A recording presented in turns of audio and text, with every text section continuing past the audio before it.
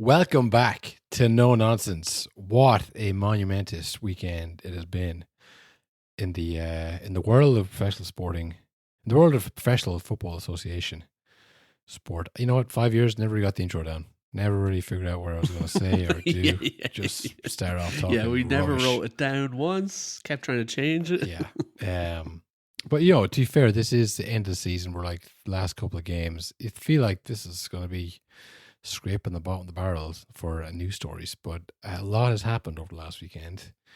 I know everyone hates this season; it's the worst season ever. But you know, it's rare that you have a title race that legitimately goes to the last couple of days. I mean, there's been days where Liverpool could still technically win it, or Arsenal could still technically win it, but there was never any fear that City were going to drop it. I mean, the closest they came was that one where Gundogan scored those two goals. I think they were late-ish goals. They weren't like 97-minute goals, you know. But they went down to the last game. But you always kind of felt like, well, of course, there's so many good players. They're going to win.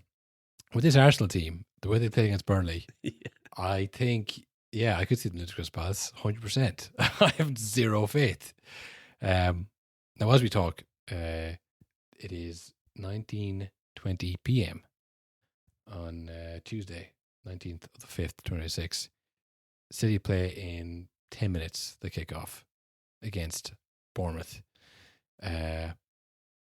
So this could be old news. Okay, this could be a bad intro. This could be the worst intros ever for the pod because Arsenal could have already won it.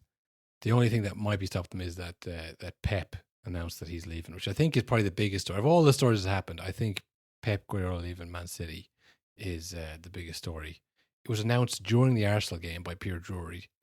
To me, anyways. The worst possible way to hear your news. Well, it's like Pierre Drury springs on Gary Neville like, hey, did you hear this? He's like, no, this is the first time I'm hearing this. I'm working with you, Peter. I don't know where you've heard that. What have I told you about on your phone, Peter? You're betraying the audience. You're not giving them your full attention. No, and he just had to say that would be huge if it's true. He just did the huge if true thing, and Pierre Drury said, well, I don't know if it is. I'm just saying things. It's like, right. I was like, okay, I'm trying to watch this Arsenal game. I'm Googling, is Pep leaving? And widely reported, mainly in the group chat. It was widely reported there. And it seems to be true. Now, there was that video a few weeks ago of Pep doing the all the trophies on the pitch. Yeah. Which I read was debunked as Bernardo Silva's going away because he also won most of those trophies with Pep. But then I think back further, and we already kind of figured this out when Maresca said, oh yeah, I'm leaving Chelsea to go to City. And I was like, shut up.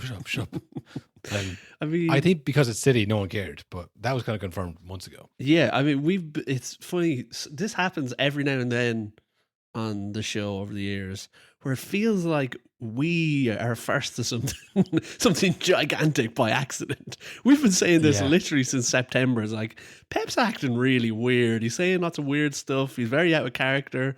Then the Maresca all of a sudden just overnight deciding, I actually hate it here. Remember he said like, this has been the worst week of my professional life. People were like, what do you mean by that? Oh, I couldn't say, possibly. Because he was like, I need to get the hell out of here quick.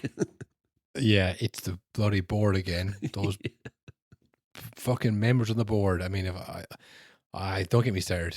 No, please. No, don't get me started because I don't really have any details. I just want to leave here. I don't know. I think the biggest I think I heard a couple of the report on that Maresca thing. I didn't fucking do any journalism on that. But one thing, which was more of a gut feeling thing that I heard you say, that I didn't hear anybody else say, was Semenyo and Doku. That's not really Pep. Nah. That's not really a guy who's trying to, create the next version of this team. That's just kind of like, look, these guys score goals. Keep it simple. Let's beat Arsenal one more time and get out of here. And it has kind of felt kind of Ferguson bringing Van Persie, like not usually a thing he did, bring in someone who's like 28, 29 to win one more. Even Donnarumma, I guess, as well. Another Pep 3 years ago said, listen, I like this guy Trafford. He's got all the skills. I mean, he gave Claudio Bravo more time than he gave Trafford, you know? He was way worse. Yeah, it's just all season has been little things like that where it's very clear. And then even in the press conferences, he's been especially jovial all season. Even when things are kind of going to shit, he's kind of just been laughing and joking the whole way through. and much less insane this season than he normally is, I would say. Yeah, I felt he was happy and jovial when he thought he was going to win it, to be honest. And I'm not going to pop, but I mean, there was the one where he was like, come on, you Irons. And then the next game, they were talking about Crystal Palace, and he goes, that's not my job. Just going, that's not my job. Don't talk about that, you know. So he's been switching up as usual, but yeah, it looks like he's gone. He's been here since 2017, 2018, is it? I think it's 10 years now, I saw today. 2016. So I think it might have been 2016, because I think he's won 20 trophies in 10 years. Is that right? Fuck it. Well, I mean, how many Carabao Cups? I mean, he won so many of them. The FA Cups, he won the treble that year. I mean, he has won everything, to be fair. I guess the only thing with Pep, they didn't take a struggling team and bring them back to the top. They're already a team that had won the League Cup times with different managers. The system was there is that this team can win no matter who's managing them. Now, I will say he brought them to a new level of excellence, a new level of dominance that the Mancinis and the others hadn't been able to do. But you can't overdo it, I think. Yeah. You can't say he took this team from nowhere and brought them back up, which is a different skill set as well. And you know, I mean, I guess you look at Klopp, where he brought Liverpool from, like that Liverpool team they took over in 2015, the end of the Brendan Rodgers era. Like, it's hard for people who don't remember it, and maybe even for me, to remember how bad they were, how irrelevant they were as a team. And then, of course, Ferguson, he brought United back in the 4 games and all that kind of mythology that's grown over the years. But like, in terms of like the best Premier League manager ever, it's just like that's the only thing he'd hold against me. He didn't take a team that was, a sleeping giant and bring them back to the top. It's like, yeah, this team is pretty good. And he took them to an absolutely new level, 100%. And this dominance probably wouldn't have been available with a Mancini or whoever was there before. But yeah, I think he's been great. But I don't want to kind of overdo it because, I think there's a lot of managers that wouldn't have won as much, but they would have. It's not like they wouldn't have won. I don't think Liverpool would have won without Klopp coming back in and revitalising the club. You know what I mean? Yeah, and I think we say it the whole time as well. It's like it didn't really. I'm sure when they got him in and they're like, right, we have the best manager. Let's give him infinite money. Break all the rules we need to. Who cares? And it's like, and by the end of it, apparently, yeah. But then they're like, and by the end of it, we'll be a real club everyone respects and sees as the winners and the best. But it just never really happened. Like it didn't matter what they did. They still are kind of seen exactly the same as they were before Pep took over. If anything, like for all those 10 years, people would always be like, wow, Pep, what a manager. But you'd never hear anything about Man City. It'd be like, wow, like the money they have and things. But it was never a case of like the things he's done for that club. It was always like, of course he stomped the league. Because if he didn't, it would be an utter disgrace. Yeah, I think PSG identified this a while ago and they said, all right, we're not going to be a historical club, not for another like 50 years of winning, but in the meantime, let's affiliate ourselves with Jordan Brand and like street fashion and culture and Paris, and let's lean into that and like, let's make ourselves cool. We're a new kid on the block, kind of cool things. Where City is kind of like, look, that's where the champions. It was like, right. yeah. And then once the charges came out, I was like, all right, all bets are off then. It's just fake. It's complete fugazi. Like, it's not real at all then. This is just, it's a make-up club. Now, when they play football, it's like, that's a good team. That's a damn good team. And, I was thinking about this, like, because I don't remember, but when United first started winning in like 91 and 2 and 3, was like, well, look, at least not Liverpool winning. Yeah. And then 30 years later, they're like, okay, now I'm sick of this. Like, does it take another 10 years of like, would Pep have to say another 10 years? Would this be his Ferguson first term? Actually, I'm coming back. We're going to do it again. Like they would need that for it to become and again, obviously, United won the European Cup in the 60s and the George Best. So they had more history than, I'm not saying the same thing, but it's just like, I think 10 years of it isn't enough. Yeah. You need another 20 years to become the face of English football. Like 10 years of money and kind of charges. It's kind of like, nothing. It's a blip. Once people are kind of like, now once Pep leaves, they'll be back to normal. It'll be nothing. It'll be like it never happened. I mean, like, I like Enzo Maresca. I thought he did a really good job at Chelsea. I just don't see, especially the way the squad is now, it's not height of the squad that Pep had over the years. Again, like we said, documents menu. They're just like, not every manager's going to like that, you know? I could see Enzo Maresca being like, I don't like this, running everything through docu thing. So yeah, I do wonder what they're like now. Is it just a case where they kind of not fall away, but they just become like another top 6 club like they all are? And I will say, coming into next season, some weird managers in charge of the top 6 clubs, and some that will definitely not succeed all across the board. Yeah, I mean, I think Maresca is destined to not succeed. Yes. And I don't know the man, but I think if he's anyways tuned into how these things work, so you can't follow the best manager the club ever had and expect to be even better. You know, like, I mean, the most recent example of someone doing that, and not the exact same, but Slot coming in to win the league. You know, what happens? You don't get the credit for it. You got to win all the leagues, yeah. You win, you get a bit of credit, and then you run out of that. You spend all that credit in one season to the point now where everyone hates you if you don't win it again. And okay, there's again not the exact same, but look at Emery coming in after Wenger, and like the Wenger thing had gone so stale by then. People were saying Wenger out, but like you come back in and like, well, you're not Wenger. Yeah. So you got to go through like a few things. Like, okay, well, give it to fucking some other guy. Ferguson as well, David Moyes, all that kind of stuff. So I mean, you are coming in after City's greatest ever manager, Pep, and having to follow that act with the worst team, without, I don't know, the allure of Pep. Maybe, I don't know, but still a really good team there. So if he is a good manager, and I think he is, they'll still, like I said, still be a competitive team. Make sure it'll still be a top 6 team. But yeah, I mean, where does that leave City this season now? You're a Man City player. You have 2 games left to play. One of them's happening right now, actually. Is it due for Pep? Or are you thinking, that's the topic alarm. That's the timer. Okay. Well, look, that's the topic. There goes Gary Neville. He doesn't like it, Will. Sorry, City. Well, speaking of, I guess, the title race, Arsenal, they played what has become a vintage Arsenal performance. 1-0 to the Arsenal. They're back to their roots. A graphic flashed up, most 1-0s wins this season. I remember angry going, "Oh, who cares? What's the relevance of that? It's just like stat." they flashed up a stat that just said "shit club." No, well, not shit club. We're in top of the league, but they're saying boring. They're saying this is boring. Yeah, they're saying boring. This is typically boring. Yeah, I mean, it was a 1-0 win. It was nervy. It was interesting because I had a totally different experience watching this one, because in my head now, I have made peace with the fact, and I'm pretty sure like Arsenal are going to win this league. I think they're going to comfortably do it. But because of that, watching this game, it was the first time I watched it without the thought of like, oh, they're going to fuck up. I was just like, they're going to beat Burnley. Burnley are terrible. Burnley did nothing all game, by the way. But like, so I was watching it totally cool, calm, collected, and it felt like a totally different game. It was just like kind of passing around the back. Arsenal were never in any trouble.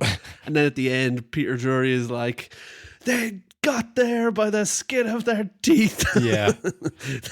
Thank God for the whistle. It just felt so strange. It was like I was watching an alternate universe. Well, it was similar to the West Ham game, where you could see like Arsenal would give them plenty of chances here, but they're so bad that they can't. They'll never score. Like, there's a few breaks that Burnley had, and like a better team would have finished that, but like they would foul the lead up or something. It was like, oh, like God. The one where Anthony pushed, I think it was Eze in the back. Eze had no interest in tracking back there. As soon as he felt the contact, he just like swan dived into the ground. It was like, if you had just not touched him, he wasn't going to chase back. They were terrible. But yeah, it's just Arsenal passed the ball backwards and sideways, waiting for, I guess, Odegaard is the only person. I can see now why Odegaard hasn't played this year, because he keeps taking the ball and run towards the goal like a lunatic. Yeah. Go the other way. Trying to make things happen. I don't know what the hell is he doing. I think the second game they started Eze and Odegaard, 2 players who their instinct is to go forward. And I mean, there was a couple times where Eze gave the ball away. I was like, okay, well, that's why he's not playing. So it's like this. They're not conservative enough players. Eze is giving like loose passes. Odegaard's like running, doing 1-2s, risking losing the ball. And it was just like, that was all that was going to happen. And then they got the set piece, and Kai Havertz leaps up in the air. I mean, the Burnley players didn't even jump with them. It was like, what a leap! He Like Kai Havertz. sailed above them. Yeah. It's like, and it was a good leap, but usually other people leap with you, so it doesn't look as. He was it's like head and shoulders above the non-jumping Burnley players. I was like, what kind of a goal is that?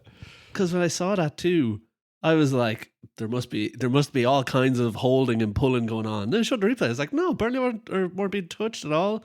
And you know what? There was a moment in the game where I was like, this Burnley, it's no secret, or it's no shock that Burnley are going down. Burnley had a corner, and they were doing it was fucking 2015 out there. They had like 4 guys in the box, kind of just around the place. No one crowding the keeper. No one pulling on anyone. Yeah. It's like, this is why you're going down, lads. It's a free goal. How have you not figured it out? Yeah, that was. It was lots of signs there because again, you don't watch a lot of the kind of Burnley Wolves games, and then you see them go, oh. Right. Well, I don't know what Scott Parker was doing there. Balls landing to Hannibal Mejbri a lot. That couldn't have been good all season. They run the ball through Mejbri a lot, like it was fucking Jacob Ryan out there playing for Ireland. It was like, that's not the guy to. Surely there must be someone else. But yeah, I mean, it was, and he had old Kyle Walker right back. It's like, this is just, I don't know what it is at Burnley. I mean, they've been up. There's some crazy stat. They've been up and down 10 times since 2009 or something. I was like, jeez, like give it to somebody else. They're never gonna. I know. Okay, that one time they got to the Europa League and under Sean Dyche, but they just have no sticking power, at all in the Premier League. They'll probably back up again next year because they know how to do that really well. But I just thought the Dude Perfect guys would have imbued them with a bit more self-belief, perhaps. I haven't seen a single halfway line crossbar challenge from the Burnley social media team also. Yeah. You've got Dude Perfect on board, boys. They're not doing it at all on any facet. Yeah, and because the Dude Perfect guys are not the guys you want with the money. You know, they're the entertainment. No. They don't have nearly enough money to get you to the top, but they might have the X factor to get you some fans. But yeah, I think maybe even the kit, the kind of maroon kit, is like something has to change here. You got to change something here, Burnley. This is not working. This Premier League. What the hell is their crest? Do you know what the weird pixely? Is it a castle or something? I don't know what the hell it is. I think they need to have a long, hard look themselves this summer. Will the no red cards thing was tested to its limits in this game? Havertz, fucking hell. I mean that is red cards, no question. That's the easiest one I've ever seen. And the ref was right there. Even more. The ref was there. They checked it. I think it was made even more obvious how much of a red card it was when, for the next 10 minutes, every time the camera panned to Kai Havertz, he had the look of a man who had been sent off, because in his head he'd already gone, I fucked it. He could never get out of that mindset, and he was taken off very quickly. Yeah, fucking, he turned off the ball, Burnley going on a break, and he went, right, I guess I could track back and try to win this ball back, or I'll just take him out here. And he took him out too hard, and he fucking, he made sure of it, and as soon as he did, he was like, oh, it meant to clip his ankles, not rake down his Achilles. And maybe that's what saved him. I'm not sure what the thinking was behind VAR. I do think he might have been saved because the Burnley player that went down, I don't think he actually got hurt, but he was so shocked by the tackle that he kind of just shrugged his shoulders at the ref. He's like, well, that must be a foul. But then he just kind of was sitting there. If he had gone rolling, really rolling, screaming in pain, do it the whole VAR check, that is a red card, I think. But he was just shrugging and talking and fine, and so I think they went, maybe it's not as bad as it looked. Yeah, more Burnley, naivety, really. Yes. If he had gone down holding his ankle and the Burnley players had surrounded him, screaming in his face, abusing him, he would go, okay, right, that was bad. And then you look at the screen and you see the contact, go, oh, fuck, that was bad. But because, I think the Burnley guy knew as well. It's like, okay, that's a cynical foul. That has to be a yellow. He can't just be clipping people's ankles when they run away from you. You have to come back. You have to try and tackle me. You can't just kick me. But yeah, as soon as I saw on the replay, I went, oh, that was actually a bad tackle. But it didn't feel like a bad tackle because we're in the Emirates and no one complained. So yeah, it was your man, Paul Tierney, the guy who was like, look at me, center tension in the middle of the pitch with the Chelsea players. Yep. So he doesn't want, he wants to be seen as a guy who lets the game flow. He doesn't want to say I cost Arsenal the league. He doesn't want that. And he was right there. He looked at it and yeah, whatever. The Saka one as well was a different kind of one where it's, you see them give, you see them don't, where it's like if you kick the back of their foot, sometimes we have to go, that's a foul, sometimes they don't. But yeah, 1-0 to the Arsenal, and City playing Bournemouth right now. Don't know what the score is in that. So Let maybe me tell you now. Breaking news from the past. 0-0 still. It will be funny if it's like breaking news from the past. Arsenal have won the league. it'll be a relief. The first one, it's always relief. It's not even joy. It's like, oh, thank God it's over and they've won it. You know, it won't even be yes, another one. You know, how long do we have for this section? We've got 1 minute left. 1 You can minute. talk about. You can keep going if you want. 1 minute left. The Gyökeres Renaissance is over. I think he. Did you think? I thought he did great. He came on. He held the ball up once or twice. He got some cheers for it. That's all he has to do now. They were cheering everything by the end. Every throw in, they were cheering. It was just like it was desperation. You know. Like, by the way, yeah, the throw-ins. I swear on my life, 15 of the last 20 minutes of that game were players waiting to take a throw in, just standing there holding the ball and nothing happening. Hang on, Will. I don't want to cut you off, but before we run out of time, Nkapie's bare arse being shown to the whole Emirates. Oh, yeah, nice. Good I mean, the funny thing about that was he gets fouled and his pants have been pulled down and he turns over quickly and he goes, right, this is the evidence. So I should show the ref this, but again, I know him on TV, so he stood there for like a second. All right, I'm pulling him up. It's not worth it. It's not worth it. I'm going to pull my pants. But they showed the replay. Yeah, like, I don't think they realised. As one of our friends put into the group chat, his cock is on the grass. Oh, I don't like that. Oh, there's the alarm. Okay. Perfect timing. Next thing, what are we saying? What is the next thing? Alonso, Chelsea, maybe? Yeah, Alonso, Chelsea, another managerial appointment. This has really irked the Liverpool fans, I guess, because I mean, this is twice now, it feels like. Because when he was leaving Leverkusen, it was like he loves the club because he played here. He loves it, you know. He wouldn't go anywhere else. This is the perfect opportunity. And then he goes to Real Madrid. Now they get Slot and they win the league, but again, he's a bald fraud now. So it's hard to even remember the good times with Slot. He's free again from Real Madrid because it hasn't worked out. Surely he'll come to now. It's all set up perfectly. Just get rid of that bald, fat, idiot prick. You know, not my words. And Alonso comes in and he's going to get Wirtz firing. He's going to get Frimpong firing. And of course, it's Chelsea, the team that doesn't deserve to have a manager like Alonso. It doesn't make any sense why he would go to a club like Chelsea. The players are all on crazy contracts. They're not going to respect him. It's like it's another Real Madrid. None of it makes any sense. But it's seemingly happening. Alonso signed a 4-year deal, which is a small deal by Chelsea standards. 4 years. Yeah, either they're learning, which I doubt, or they don't think this is going to work. We don't want to pay him out for 6 years, so we'll just pay him out for 4. Well, they're still paying Rosenir. At least Maresca will be off the book soon. That's good. Although they are charging City over that, which is funny. Yeah, one more charge for the road, as you put it. Well, that was he said that straight away. He was like, "Yeah, I'm getting a job at City after this, so that's why I'm leaving." It wasn't the board thing at all. That was a lie. So Alonso comes in, and I guess he's going to try and impose his rigid system from Leverkusen at Chelsea.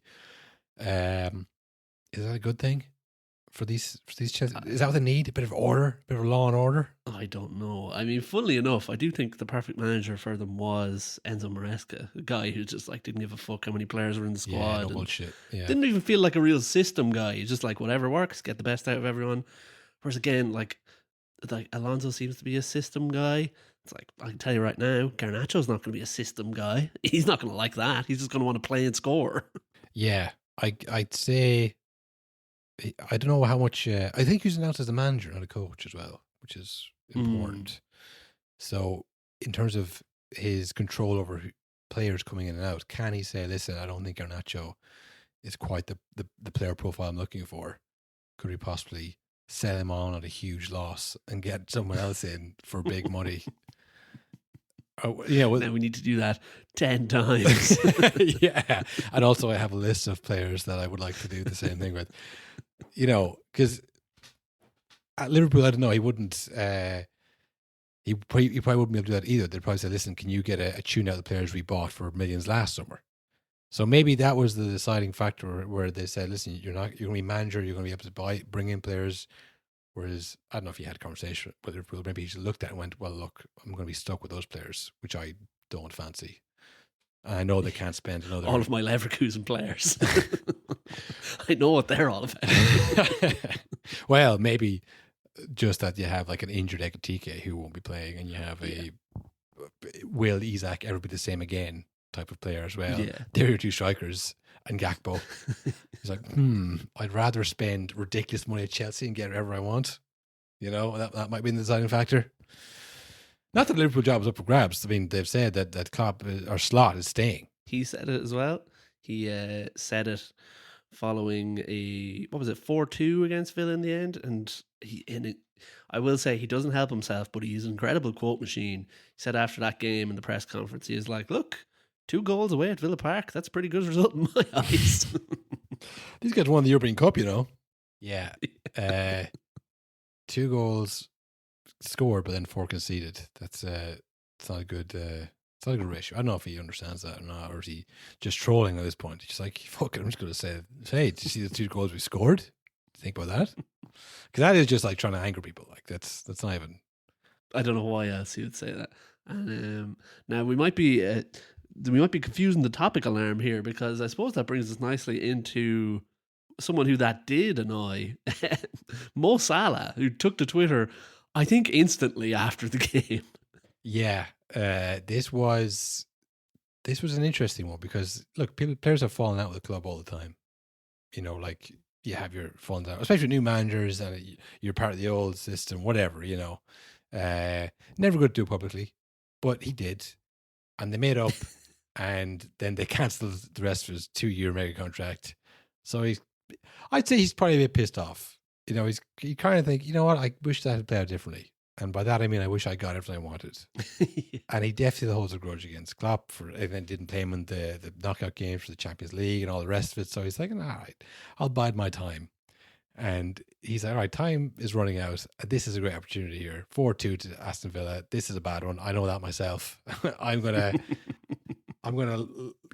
put the boot in now. And he went to, was it Instagram he put it up? Or was it? So that's what I was just looking up here. I got the statement here. He took to Instagram, but he also took to Twitter and Facebook. So he passed it on to his social media guy, and he said, "Get the word out. I have a very long statement." He's probably a socials linked, Will. You know, you post on one, it's posted. It's well, that's true. Yeah, he probably uses uses Monday.com He's on or Buffer. something. Yeah, Hootsuite, one of those. Yeah. He said in his statement, "I've witnessed this club go from doubters to believers and from believers to champions. It took hard work, and I always did everything I could to help get the club there. Nothing makes me prouder than that. Us crumbling to yet another defeat this season was very painful and not what our fans deserve. I want to see Liverpool go back to being the heavy metal attacking team that opponents fear, and back to being a team that wins trophies." Not his call, by the way. A lot of fucking callbacks to Klopp there, like very thinly veiled. Like, I wish Klopp were still my dad. You're not my real dad, you know? He says, "That's the football I know how to play, and that is the identity that needs to be recovered and kept for good. It cannot be negotiable, and everyone that joins this club should adapt to it." Ooh. Again, very much speaking on behalf of the club there. Yeah, and also having a drive-by on Florian Wirtz and Frimpong and the boys who came in to replace him, you know? Yeah. He said, "Winning some games here and there is not what Liverpool should be about. All teams win games." That's a weird one. Oh, wait, look. Like, Wolves we can all win a few games. Yeah. Wolves won games. Burnley won games. I mean, they don't win enough to stay up, but everyone wins games. Well, that's nothing. Anybody can win a game or two. He says, "Liverpool will always be a club that means a great deal to me and to my family. I want to see it succeed for long after I have moved on. As I've always said, qualifying to next season's Champions League is the bare minimum, and I will do everything I can to make that happen." I mean, there's a lot in that. We touched on a bit of it there, but what the most kind of I think legacy ruining bit of it is this: it's framed as like, listen, this is about me. This is about the club that I love. You know, Yeah. I just want what's best for Liverpool. It's definitely not about me being benched and having my contract taken away. It's nothing to do with that. That's irrelevant. It's so clearly about that. You know what I mean? Yeah. I'd talk about the heavy metal football and Klopp. You're trying to invoke the kind of, hey, remember Klopp? Remember how good he was? Not this guy. this new system. I don't like that. Not Like so much. heavy metal football. I mean, you have to track back for that, Mo. You know, like You have to track. They stopped doing that. yeah, Like, I know that's like the cloud. They did that for like a year or two, and then they were like, right, we're not actually winning anything, and they had to adapt. yeah. I mean, as well as that, like the heavy metal football thing has been like disregarded by Klopp years ago. He said it Yeah. once in kind of a cute little quip he made when Dortmund were playing Arsenal. You know, they're like a symphony, we're like heavy metal. It was kind of self-deprecating, like, you know, everyone thinks symphonies are better than heavy metal. We just kind of like run fast and smash things, whatever. And then people are like, what is the ideology behind heavy metal? This is the peak of Pep, ball, and tick-attack. He's like, it's just some stupid shit that I say that no one lets me forget about. I think what he said. It was never, he didn't like have a whole ethos around heavy metal, and, you know, it was just something that was pretty smart. He said, like, yeah, this is a good line, you know, and then people held it to him forever. Now you have, you know, this Egyptian guy trying to force out his current manager, invoking a throwaway line you said 15 years ago. And saying like that the club must play that way forever and all the players must adapt. It's like, but they didn't do that before Klopp. So like, that's not what the club's all about. We must be predictable. It has to be that way. Yeah. One way, no other way. The team that's winning the league is playing the opposite of heavy metal football at the moment. Yeah, no, it's kind of, to me, if I was a Liverpool fan who wasn't a complete moron, no offense to anybody who thinks this is a good statement, but like, it's just so transparent to me. This guy is out for self-preservation, and all the goals he scored and everything he's done, great for the club. But now it's like blatantly obvious all that was from Mo Salah. Like everything he was doing. And look, Cristiano Ronaldo is the exact same, and everyone knows that too, and people still love him. So maybe it won't make a difference. But like, if you're under any illusion that this is like for the club, or this hurts me so much to see what's happened to this great club, you know, it's like, it's bollocks. Like, he's just annoyed at what happened to him, you know, and he didn't get his send off and all the rest of it. Yeah, and like you said there, like, no offense to anyone who liked this statement or thought it was a good statement. Some people who did like the statement, Kyle, Hugo Ekitike, Florian Wirtz, Jeremy Frimpong, Milos Kerkez, Florian Wirtz, Curtis Jones. Yeah, Florian Wirtz. it's about like, you, yeah, man. He's talking about you. What do you? That must be his team then. That must be the team just liking everything that the Liverpool players put up then. There's no way he read that and went, yeah, fuck these players coming in here taking our jobs. Wait a minute. Like, Reece Williams, former Liverpool player Trent Alexander-Arnold, who's now at Real Madrid, also liked the post. Yeah. What fucking hell? Florian Wirtz and Ekitike as well. I mean, you are the new guys coming in. Yeah, he's talking about you, lads. You're the ones who are dropping the standards. Yeah, fucking doubters to believers. That's another Klopp thing as well, wasn't it? I mean, God. I think so. Yeah, look, fair play to Salah. I mean, serious pettiness. It's. I do like seeing people like that who just don't live in the real world. Like, it's like, you don't even see the problem with this. You think this is a going, okay, this is the same way I did during the last few times he comes out the fucking press room and is like, if I speak, there'll be fire and all this kind of stuff. Like, it's all about himself. The maddest thing as well is because it was the same at Christmas when he did the big statement after the game and blew it all up. I have no relationship with Andrew. He was playing really poorly up until that point. And since then, now he's kind of come back in the team, or he was back in the team for a while. And again, he kind of played himself out of the team. I know lots of Liverpool fans in our group chat were always like, get this fucking guy out of here. He can't do anything anymore. So again, it's like, I'll do everything I can to get this team to the Champions League. It's like, you've been a huge problem all season. Yeah. I think the last year has really... I know we've talked about this before, that look, loads of players have done this. Rooney did this, and it was $300 a week and all this kind of stuff at the time. And now we look back and goes, he's one of the greats, you know. So maybe they will, but I just think this is such a bad way to go out. Like, this is so public and so ugly to be doing this to. I mean, it's the second time this season he has killed Arne Slot. Like, yeah, tried to fucking, and like, again, this hurts the team. This hurts the club. None of this is good for the club. So. To me, that's the worst part, pretending that it's not about that. If you're like, listen, I've been disrespected, which is what you said the first time, and that didn't really wash. I was like, this isn't on. So now it's like, listen, this is about me. It's what it was earlier. It was before he said the exact It's thing. just the tactics. That's the problem. Yeah, the tactics. So yeah, I mean, I if I was a Liverpool fan now, I would just be so daunted. I'm like, all right, get out of the club. Thanks for the memories, but it's all good. We don't need you anymore. You've got 1 minute left on the timer. 1 minute left in the Salah situation. We should have been doing this the whole time. We're so efficient. Yeah, I mean, I don't know. I think whoever comes in, not whoever comes in. If Slot have to go at this again now after this last parting shot. Oh, he's doomed. Like, With all what his the fuck current is he gonna players do? liking the post. I mean, yeah. How is he coming back in the summer? All right, lads, here we go again. yeah. How was it? How was the break? I watched the World Cup on telly, so it was great for me as well. All right, tactics. Like, I don't know how you come back from this, but we'll see how it develops, I guess. Oh, I don't like that. We've got Southampton kicked out of the Championship playoff and Neymar Brazil squad announcement. Yes. And Mourinho to Madrid. Oh, fucking hell. And we didn't know about Celtic either. Celtic and fucking Hearts. Yeah. Okay, right. Well, I think maybe... I'll set the timer to 5 minutes. Just it gets like increasingly quick. Okay. More managerial news. This usually happens in the summer, I guess, because of the World Cup. It's all been brought forward. Jose Mourinho in 2026 is being announced as the Real Madrid manager. Time truly is a flat circle. This is...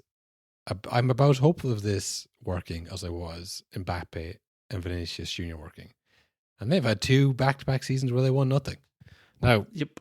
Look, Mbappe has scored a rake of goals and Vinicius Junior hasn't scored as much as he maybe had before, but he's still, they are still scoring goals. So I don't know if that's really the problem. So maybe I was wrong about that. It has technically worked, but they seem unhappy together.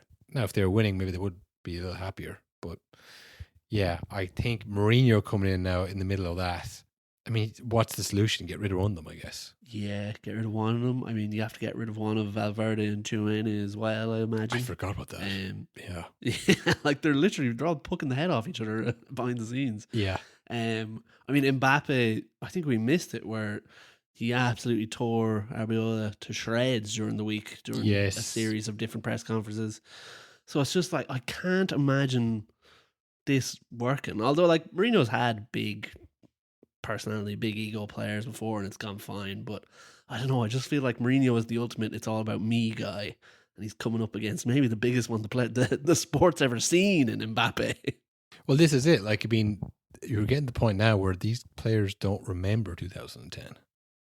Yeah. They're not going to respect Jose. They don't know who Diego Milito is.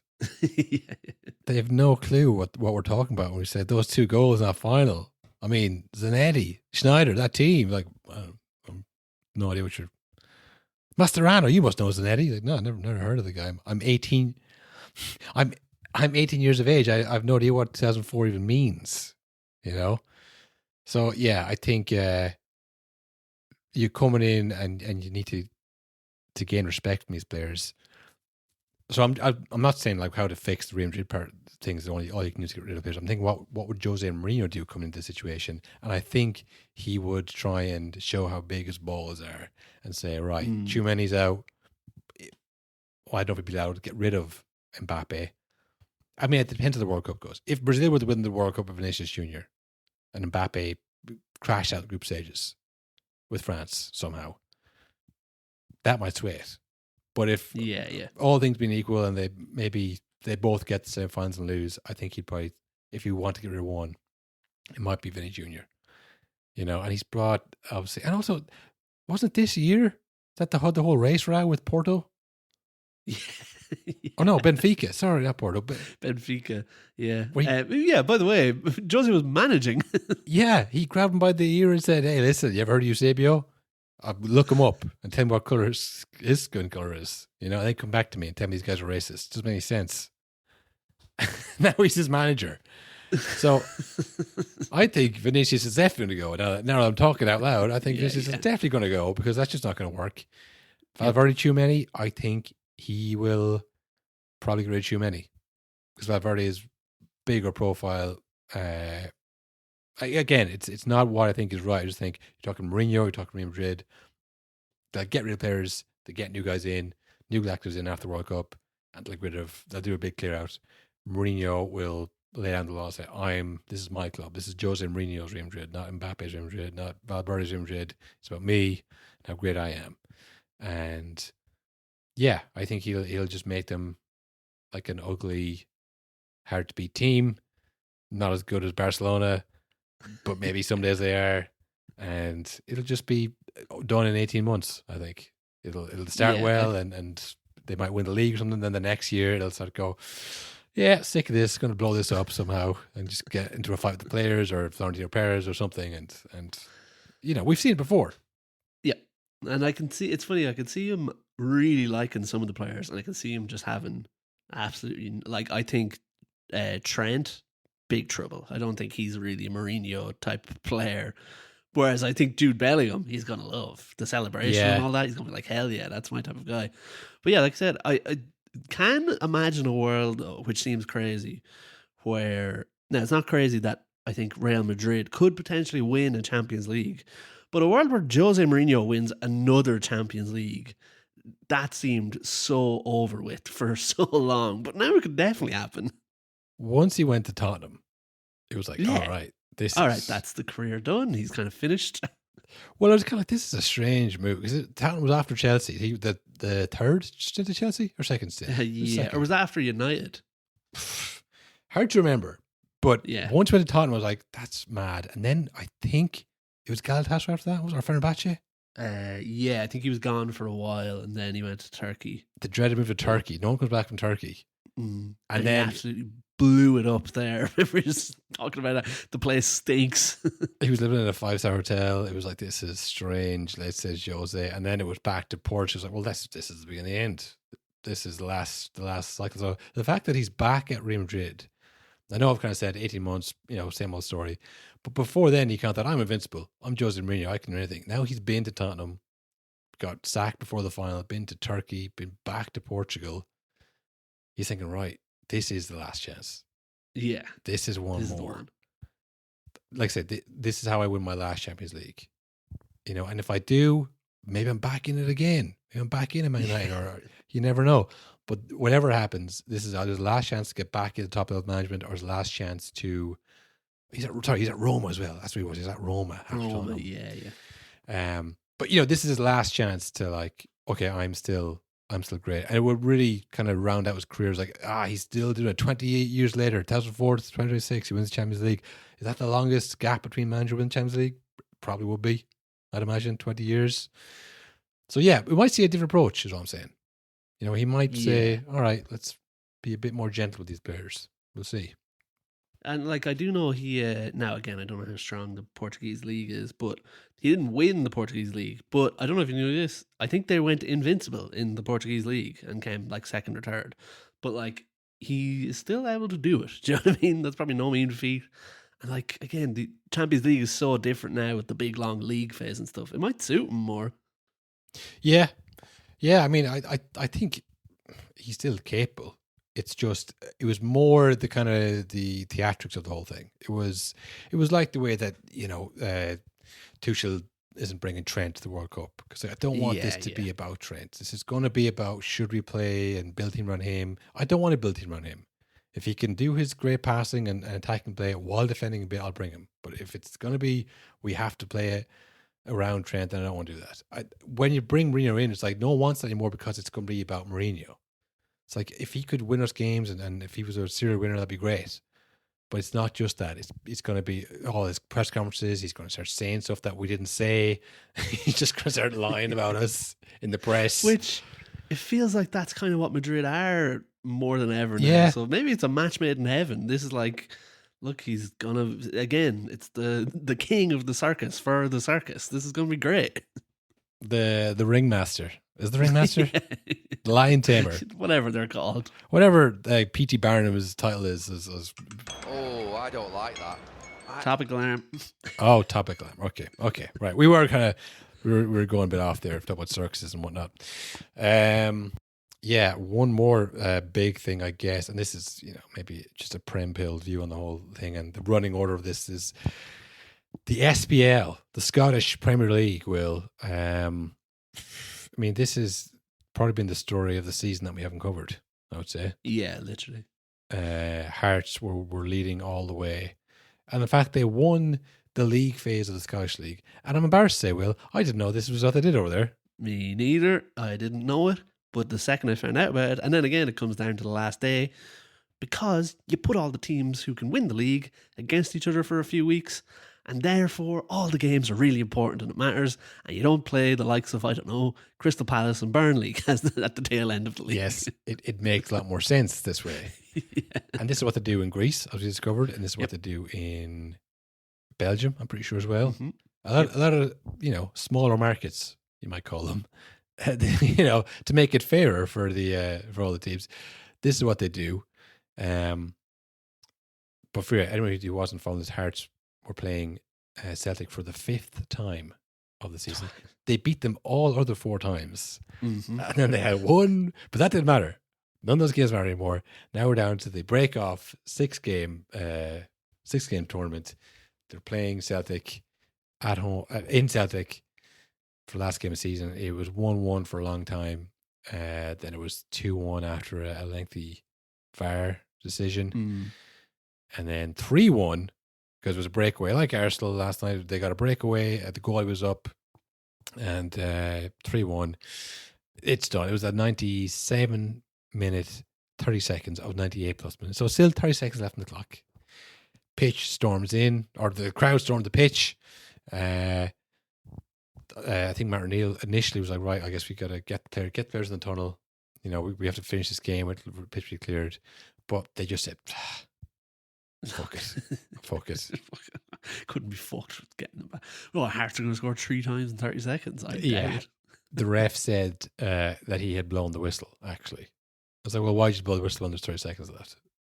Plus there was 30 seconds left after they'd scored the goal. So all the delay for the goal. So there's probably a minute left.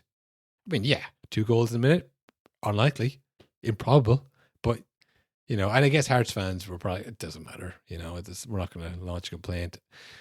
It's really tough. Because I heard, I thought Hearts were winning this forever. I thought they were like an instrumental lead. And then I looked at it, I was like, it says here Hearts are top of the table and Celtic are 3rd. And then I was like, there's a breakaway here where they played each other. I was like, oh, right. So that's why they were down to the last 6 games. It was Maeda who scored against Hearts. He scored 8 goals in 6 games, I think, in the little mini tournament. 8 goals in the playoffs, including a bicycle kick against Rangers. Yeah. Because I remember hearing that the Rangers and Celtic would play for 4 times or 5 times. How were they playing? But this makes sense now. Yeah. But this is how little attention I paid to the Scottish League. I didn't even know this was a thing. But I mean, on one hand, it's kind of a fairy tale run by Hearts destroyed. But then again, Will, this is one for the purists in the sense that Hearts are one of these Tony Bloom Jamestown teams, analytical guys who bring players from obscurity. The striker they have, Claudio Braga, they picked him up from the Dutch league. No, from the Norwegian league. And he's won Player of the Season in Scotland for the last 2 years. He's never been capped for Portugal, never played in the Portuguese league. And they got this guy from Norway. It's like we're just literally up in the wilderness in Norway. We got this guy. It's Diego Wizkid. He's got to be great. So I mean, I guess it's, if you like analytics, I think this is good. We can break down the walls of the top 2 or the top 6 in all these leagues around the world. Or you think, we just want it to be kind of chaos and random, and let's do it that way. It depends what side of the fence you're on, I guess, if you see this as a win or not. Yeah, because it's funny. It's strange in Ireland because I think there's a lot of people in Ireland who they like Celtic, because Celtic is it's like a weird Irish team essentially. They have Ireland flags on the game, all that stuff. So I think a lot of people in Ireland were like, oh, class, Celtic won the league. That's great. Whereas I think fans, all across Scotland were like, oh, for fuck's sake. I mean, I think that's the 5th league in a row. God knows how many over the last while. So yeah, it was strange being on the side of cheering for the unstoppable machine. It's pretty rare that happens. Yeah, I had Celtic kids growing up. again, it was kind of like an Irish team. It was, and they were doing well in Europe when we were growing up. They were in Mhm. Europa League finals and stuff. UEFA Cup. Roy Keane played for them. Robbie Keane played for them for a bit as well. Nicky Byrne had trials there. Liam Scales is there right now. Liam Scales there. Adamita. You know, a lot of Irish people go over. You know, not so many to Rangers. Yeah, no, I don't think there's been too many. No, it's a sectarian thing. It's a Catholic thing, and you know, it's whatever. But like, I don't follow the Scottish League at all. It's the fact that I didn't even know how it worked. Yeah. So when I'm watching the Hearts, like, oh, this would be great, and then you find out it's like this, they're kind of the Brighton, or I mean, and Bohemians are also in that Jamestown group, aren't they? They are. They're in the group, but they don't have any of the money because they're fan owned, which is the worst of both worlds.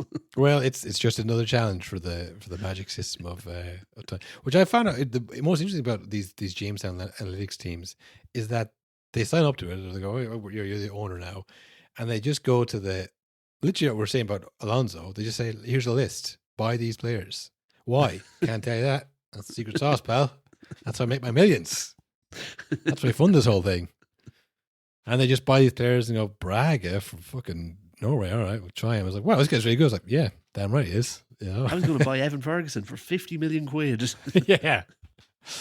That's it. But they bought Brighton, got Evan Ferguson, and they were almost sold him on for a huge profit. But, you know, not all of them are hits. But for the most part, they found these diamonds in the rough.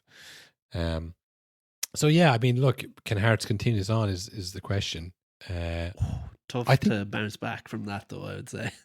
Yeah, I mean the picture of the players come off the bus in their kits crying, like literally like a sad face filter you would see on like Snapchat or something, like distraught crying. Yeah, they obviously just didn't even change their showers. Get on the bus, get me out of here. Now, obviously, some of them when the pitch invasion happened were apparently by a hard statement said that they were verbally and physically abused by the honouring Celtic fans. I did see one video of a Celtic fan runs up to one of the players. And he has his phone in his face and he's filming him and laughing at him. And the Hearts player just quickly takes the phone, puts it on the ground, and he just starts stamping on the phone over and over and over again. Fair. I think that's a fair reaction. I mean, that's it. That should be the law. Yeah, that should be the rule. There was lads running on like to the Celtic players with the phones in their hand. I know I was like a fucking cranky old man, but I just thought like, oh, it's such a fucking cringy kind of thing of like, look, I'm here with my Ida. How's that your first thought of like get the phone out? It's like again, they won a league that they were second for, that they were miles off for at one stage. Remember they had that guy that we talked about for about an episode, just the worst. Wilfred Didi. Nancy, was that it? Nancy. Was it Nancy or Wilfred? It was fucking worst Celtic manager of all time, and they still won the league. Disaster. Like that was this season. Yeah, Martin O'Neill won a league 25 years after his last time he won the league. He was asked after the game also, did he want to stay on or could he see staying on? He said, I have to tell you, if you ask me right now, I'm very tired. He came on as an intern for Wilfred Nancy and then left. And I remember that interview. He was like, listen, I guess now I'll just ride off in the sunset, you know. And then he came back again. I was like, okay, right. They say never go back. They never go back a second time. That's brave man from Martin O'Neill. But look, it's all finished well. Do you stay on now and just... I mean, obviously it's easy for Celtic, you know, so I mean, you know, why leave? Well, yeah, like again, I can imagine Celtic are going to be fine, no matter what they decide to do. Like, I'm sure they are thinking like, oh fuck, there's another team that are almost as good as us. That's annoying. We haven't had that for a long time. Yeah, I think, and again, not that I watch it or care that much, but it probably would be good for the Scottish League to have a third team. Yeah, oh, definitely. And this Hearts team isn't just like a flash in the pan. Like I say, it's very intentional. It's analytics based. And if the system that they use, the system that they use, well, if that works, there's no reason they can't find more Claudio Bragas and just bring them in. Like, wow, where did this guy from? You know, like, I mean, Celtic seems to have cornered the Japanese market. They've been getting Japanese guys in for years. They always have a sick Japanese baller. Like, Karen Matoma should be playing for Celtic, but Brighton got there first because they saw it too. Yeah, 100%. Yeah. But yeah, I mean, it's definitely, it'll make it more interesting if there's a third team. And I think, you know what, same as PSG, Will, Hearts, that there's branding potential there. You know, I will say tough though when you lose a league in the last minute and even the word Hearts in your name. A lot of Celtic break hearts, brokenhearted, stuff like that. You're open to a lot of that kind of stuff, which will be hard to forget. That I didn't think of that. Maybe the branding isn't strong as I once thought, but yeah, I just when Celtic ran in the pitch and they were abusing people and they were, you know, whatever. Not all of them, but I just thought, like, this is really what it's all about. You know, it's not about winning or being happy. It's about rubbing it in the hearts. The team has won for. If this is Rangers or one thing, there's sectarian history there, or whatever. But like, this is Hearts. It's like, yeah, fuck you. It's like, like you're the bully here. Like you're like, it's not about like, oh, that was, you know what, that was the best season ever because it was a different team and it was fun. It was like, yes, we're still on top. It was about dominance. About, you know, you're get back in your box. We're the big dogs. Fuck you. Get out of our stadium. Honestly, the dream is to support a Celtic in your league. That's just like, yes, 11 in a row. Yeah, no one wants it to be competitive. Every team wants to be Bayern Munich. You know, they look at the Germany, go, joke league, stupid league, you know. They just wish that their team was Bayern Munich. Yes, 100%. You know? And they can still think, yeah, this team is a joke, but I'm glad I support Bayern Munich. You know? They, exactly, they can think of both things. They'd be like, oh, we're the best, you know? And they'd be talking about Champions League every year. That's all they'd be doing. But yeah. That was like I say, in the end, a non-story. Yeah, Celtic won the Scottish League. Big whoop. Yeah. If you weren't following, you go, yeah, what's new about that? Well, they almost didn't. It's like, okay. It was huge. You should have seen. I will say, I think we're going to have to do the Neymar stuff on the bonus app. And Kyle, breaking news from the past, Man City 0, Bournemouth 1 at half time.